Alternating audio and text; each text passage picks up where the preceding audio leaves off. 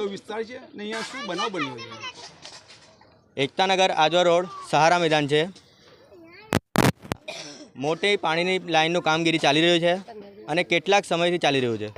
અને ગયા અઠવાડિયે એક નાનું બાળક જે ખાડામાં પડી ગયો હતો એને અહીંના સ્થાનિકો જે રહેવાસી છે એમના દ્વારા બચાવવામાં આવ્યું. પરંતુ અત્યારે પણ હાલમાં આજના રોજ એ જે અત્યારે ગલતી છે એ જ દોરાવવામાં આવી રહી છે.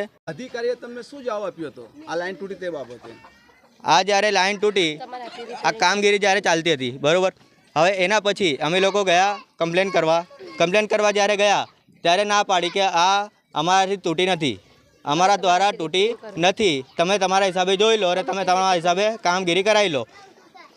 હવે જ્યારે અમે લોકોએ કામગીરી થઈ ગઈ, હવે અત્યારે આ પાણીની લાઈન તો તૂટી ગઈ છે, અમે લોકો કોના જોડે આ કામગીરી કરાવીએ, કોના ત્યાં જઈએ? હવે આ મ્યુનિસિપાલિટી જે છે એ કામ નહીં કરે તો કોણ કરશે?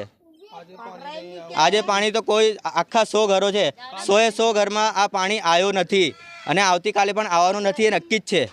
પરંતુ હવે આવતીકાલે પણ જો પાણી આવશે ને આમ જ ભરાશે અને કોઈ વ્યક્તિ મૃત્યુ પામશે તો એનો જવાબદાર કોણ રહેશે?